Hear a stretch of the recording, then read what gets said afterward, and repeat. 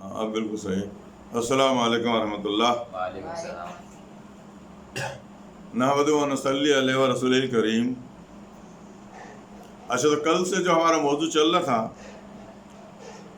وہ تھا خیرات، زکوٰۃ،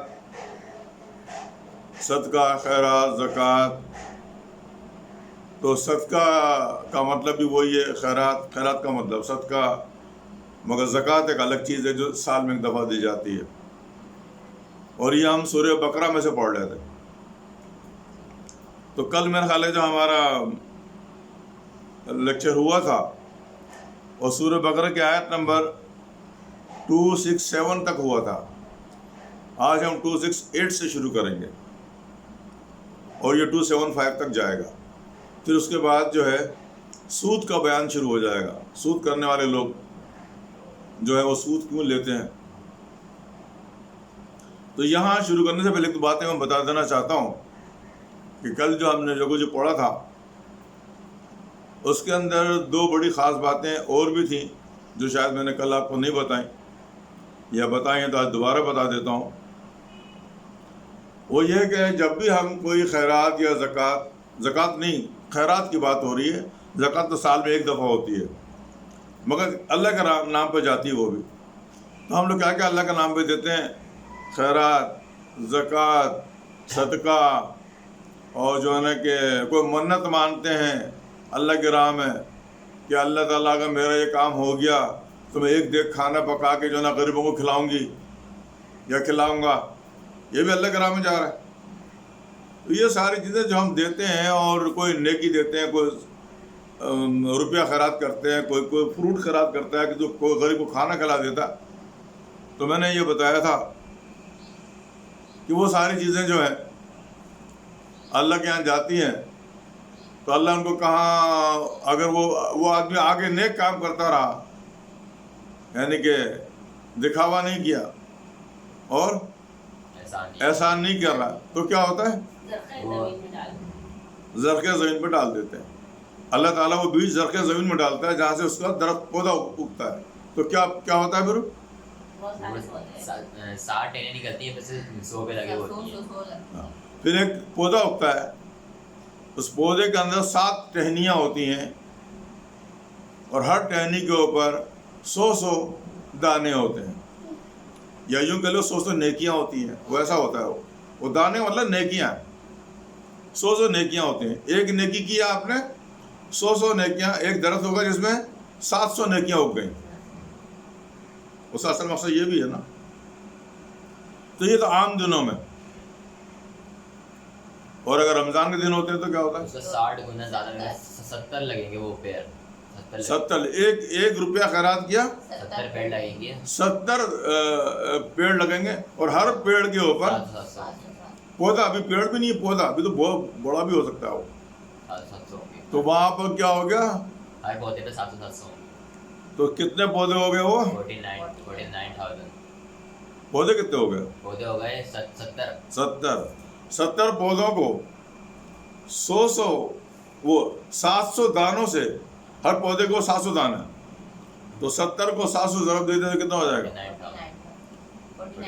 49,000 نیکیاں آپ کو ملیں گی، یا 49,000 روپے ملیں گے اگر رمضان میں دیا. تو آپ کیا چوائس کریں گے، رمضان میں خیرات کرنا چوائس کریں گے یا عام دنوں میں؟ عام دنوں میں تو ہوتا رہتا ہے، لیکن رمضان میں زیادہ کریں گے اس لیے کہ بہت زیادہ مل رہا ہے.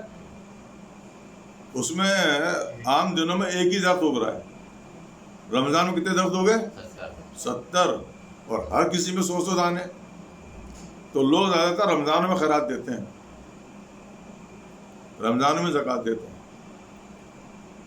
پھر اللہ تعالیٰ نے ایک بات اور کہی اس سلسلے میں کہ جو کچھ بھی آپ خیرات کرتے ہو، زکوٰۃ دیتے ہو اللہ کے راہ میں، میری راہ میں، کسی غریب کو کھانا کھلاتے ہو، تو جو پیسہ تمہارے جیب سے خرچ ہوتا ہے 700 گنا تو میں نے وہاں دے دیا، اور یہاں اگر تمہارے 1000 روپے خرچ ہو گئے کسی غریب کو کھانا کھلانے میں، اس کو ڈبل کر کے میں تمہیں واپس بھی لوٹا دیتا ہوں. ایک کام یہ بھی ہوتا ہے. وہاں کتنا ہو گیا؟ 700. اور یہاں اگر 1000 روپیہ خرچہ کیا تھا آپ نے, 2000 یہاں مل گئے, تو آپ کو کوئی نقصان ہوا؟ تو خیرات کرنا کتنا فائدہ ہے. یہاں ڈبل مل گیا, وہاں سے 70 گنا مل گیا. یہاں بھی مل گیا, وہاں بھی مل رہا ہے. یہاں بھی مل گیا 70 گنا کیوں, 700. وہی سے 700 گنا یہاں بھی مل گیا اور وہاں بھی. یہ عام دنوں میں, رمضان میں بھی یہاں بھی مل گیا وہاں بھی, مگر 70 گنا وہاں زیادہ مل جائے گا. ملے گا یہ اسی طرح سے کہ یہاں بھی جو پیسہ آپ نے دیا واپس آ گیا. اور وہ واپس کیسے آیا؟ وہ اللہ نے کوئی نہ کوئی ذریعہ بنایا. شوہر نوکری پہ جاتا ہے, اس کی تنخواہ 10,000 روپے یا 50,000 روپے, اللہ تعالیٰ اس کی تنخواہ میں کوئی نہ کوئی اضافہ کر دے گا. وہ 50,000 روپے لاتا ہے, اب 70,000 روپے لائے گا, 80,000 روپے لائے گا, کیسے بھی پیسہ آ جائے گا اس کے پاس بیوی بچوں کے لیے. کیوں؟ یہ خیرات کرتے تھے. وہ آدمی خیرات کرتا تھا تو بیوی بچے خیرات کرتے تھے, تو اس کی تنخواہ اضافہ ہو جائے گا. یہاں آپ کے ماں باپ کی تنخواہ میں اضافہ ہو جائے گا. اس طرح وہ ڈبل ہو کے واپس آ جائے گا. تو ادھر کا روپیہ ادھر سے واپس آئے اور آسمانوں میں بھی زیادہ ہو گیا. تو ادھر کی نیکی ادھر واپس آ گئی اور ادھر بھی نیکیاں بڑھتی چلی گئی. یہ بھی ایک چیز تھی. اب اس کے اندر جو آج جو ہماری آیت ہم شروع کر رہے ہیں, وہاں یہ ہے کہ اللہ تعالیٰ فرماتا ہے, یہ نبی محمد صلی اللہ علیہ وسلم اپنے صحابہ کرام سے فرما دو کہ دیکھو جب وہ کبھی خیرات کرنے لگیں گے تو شیطان ان کو بہکائے گا کہ ارے کیا کر رہے ہو بھائی, یہ خیرات والا دھندا ختم کرو. اگر تم یہ خیرات کرتے رہے تو تم کنگلے ہو جاؤ گے, ایک دن تمہارا پیسہ ختم ہو جائے گا. میاں کی تنخواہ گھر میں آئی ہوئی ہے, پوری تنخواہ کیا خیرات میں لٹا دو گی تم؟ بیوی کو بھی بولے گا, میاں کو بھی بولے گا, اپنی بیوی کو منع کرو زیادہ خیرات زکات نہیں کرے, اور تم بھی رکے رہو. اگر ایسے تم خیرات کرتے رہے, بڑے نیک بن رہے ہو, تو پھر تم بھیک مانگو گے. یہ کون بولے گا؟ شیطان. اب بندہ ہے اگر سوچے گا کہ یار یہ بات تو صحیح ہے, اب ذہن میں آپ کے آ رہی ہے یہ بات, مگر آپ یہ سمجھیں گے نہیں کہ شیطان بول رہا ہے, اللہ بول رہا ہے. پریشانی کی بات یہ ہے, آپ یہ سمجھو گے نہیں میں بڑا دانش مند ہو گیا ہوں, عقل مندی سے کام لے رہا ہوں, اور میں سوچ رہا ہوں کہ یار اگر سارے پیسہ میں نے خیرات میں دے دیا تو میرے پاس کیا بچے گا, پھر ایک دن میں بھی مانگوں گا. تو یہ بول رہا ہے شیطان دل میں, اور آپ سمجھ رہے ہیں کہ میں سوچ رہا ہوں. تو کبھی کبھی آپ اس کی بات مان جاتے ہیں. اگر قرآن پڑھنے والے ہوئے تو قرآن میں آگے لکھا ہوا ہے, ارے تو اگر آج 1000 روپے خیرات کر رہا ہے تو کل 2000 واپس بھی تو آئیں گے. یہ بات ذہن میں نہیں آ رہی, شیطان یہ بات بھلا دے گا. تو اللہ تبارک تعالیٰ کہتا ہے کہ یہ بات تو شیطان بھلا دے گا, اور مفلسی کا خوف دلائے گا. بھائی تم غریب ہو جاؤ گے, سارا پیسہ خیرات میں چلا جائے گا, خیرات نہیں کرنا, بعد میں پریشانی اٹھانی پڑے گی. بچوں کو کیا پیسے دو گے, بچوں کا اسکول کا خرچہ ہے, بچوں کا فلانا خرچہ ہے, دنیا بھر کی باتیں سکھائے گا. آپ کہنے میں آ جاؤ گے اور پھر نقصان اٹھانا پڑے گا. اللہ کی وہ بات بھول جاؤ گے کہ اللہ کہہ رہا ہے اگر تم خیرات کر رہے ہو میں ڈبل کر کے واپس بھی تو لوٹا رہا ہوں اور وہاں بھی دے رہا ہوں. وہ بھول جاؤ گے, شیطان بلائے گا. پھر سے اللہ تعالیٰ کہتا ہے کہ نبی کریم صلی اللہ علیہ وسلم میرے صحابہ کرام سے, اپنے سننے والوں سے کہہ دو کہ شیطان تمہیں ورغلائے گا جیسا تمہارے باپ اور تمہاری ماں کو جب جنت میں تو بہکایا تھا. یا خیرات کرتے وقت بھی تمہیں بہکائے گا, مفلسی کا خوف دلائے گا کہ خیرات مت کرو, اور میرے وعدے سارے بھلوا دے گا وہ. تو ایسا کبھی نہیں کرنا, بلکہ مجھے یاد رکھنا کہ میں نے کیا کہا ہے. شیطان کو چھوڑو, میں نے کیا کہا, اللہ نے کیا کہا. اللہ نے کہا ہے کہ جب تم خیرات کرو گے تو ایک تو تمہیں روپیہ پیسہ ادھر بھی دوں گا ادھر بھی دوں گا, دوسرا تمہارے گناہوں کی بخشش کا سامان بنے گا, اور اللہ تعالیٰ بہت کشائش والا ہے, کئی گنا زیادہ بھی دے گا. ساتھ میں یہ بھی ہو رہا ہے, اب ایک کام اور بھی ہو رہا ہے. ایک تو میں نے کہا نا کہ روپیہ ادھر بھی واپس آ گیا, ادھر روپیہ بڑھ گیا, اور دوسرے جو گناہ تھے آپ کے وہی معاف ہو رہے ہیں. کتنے فائدے آ رہے ہیں اللہ کی طرف سے؟ 3 فائدے ہو گئے. ایک تو روپیہ یہیں کا یہیں واپس آ گیا ڈبل ہو کے، اللہ کے پاس گیا تو 700 گنا بلکہ کئی گنا زیادہ بھی ہو گیا، اور تمہارے جو گناہ جس میں موجود تھے تمہارے اکاؤنٹ کے اندر وہ بھی معاف ہوتے چلے گئے۔ 1 روپیہ خیرات کرنے کی بات ہو رہی ہے، 1 ہی روپیہ خیرات کیا آپ نے، ایک 10 کا نوٹ ہی کرتے ہیں آج کل، اس لیے کہ اس سے بڑا چھوٹا روپیہ نہیں ہے، تو 10 کا نوٹ کر لیا آپ نے، یہ چیزیں ملی آپ کو۔ تو یہ تھی آیت نمبر 268۔ اب ہم جاتے ہیں اگلی آیت پہ۔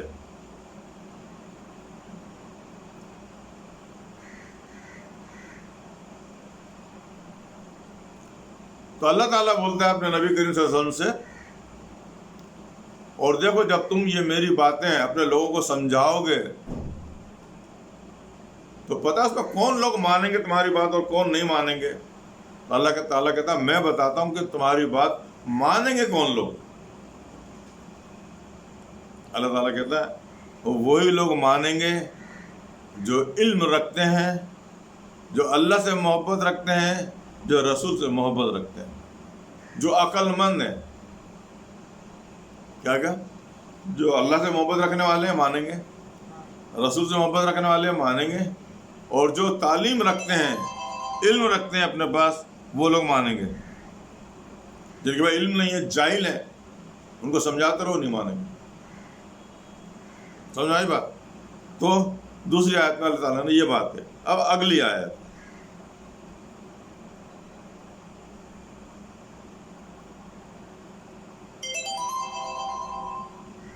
اگلی آیت میں اللہ تعالیٰ فرماتا ہے، آیت نمبر 270، اللہ تعالیٰ فرماتا ہے اور دیکھو جو کچھ بھی تم خیرات کرو گے اللہ اچھی طرح جانتا ہے، اللہ سمجھتا ہے کہ کیا خیرات کرو، کس دل سے کر رہے ہو، کس نیت سے کر رہے ہو۔ اور جو کچھ بھی تم نظر مانتے ہو، نظر ماننا کسے کہتے ہیں؟ منت مانگنا، کہ اللہ اگر میرا میاں نوکری پہ لگ گیا تو میں 1 دیگ کھانا غریبوں میں خیرات کروں گی، یا میرے بیٹے کی شادی ہو گئی، یا میرا بیٹا نوکری پہ لگ گیا تو میں جو ہے نا کہ 1 دیگ کھانا خیرات کروں گی، تو پیسہ خرچہ ہو رہا ہے نا اس کے اندر۔ ماں نے نیت کر لی، یا میرا بیٹا پاس ہو جائے اسکول میں، کالج میں، یا بیٹی پاس ہو جائے تو میں یہ فلانا نیک کام کروں گی، تو وہ نیت پوری کرنے کے لیے پیسہ خرچہ ہوگا نا، اور وہ اللہ سے کی ہے، اور اللہ نے پاس کرا دیا، اللہ نے نوکری دلا دی، کام تو اللہ ہی کرے گا، یہ بات معلوم ہے نا، کرنے والا تو اللہ ہی ہے، دعا قبول کرے گا تو اللہ ہی کرے گا، منت پوری کرے گا تو اللہ کرے گا، کہ اللہ سے بولا تھا آپ نے، اللہ نے پوری کر دی، اب روپیہ خیرات کرنا ہے تو جب بھی کرو گے اللہ تعالیٰ فرماتا ہے میں اسی طرح واپس بھی دوں گا اور ادھر بھی بڑھا دوں گا۔ ٹھیک، اب ہم اس سے بھی اگلی آیت پہ جاتے ہیں۔ اب ایک اور آیت ہے، آیت نمبر 271۔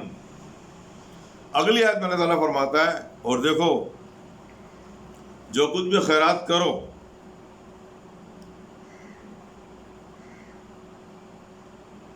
جو کچھ بھی خیرات کرو،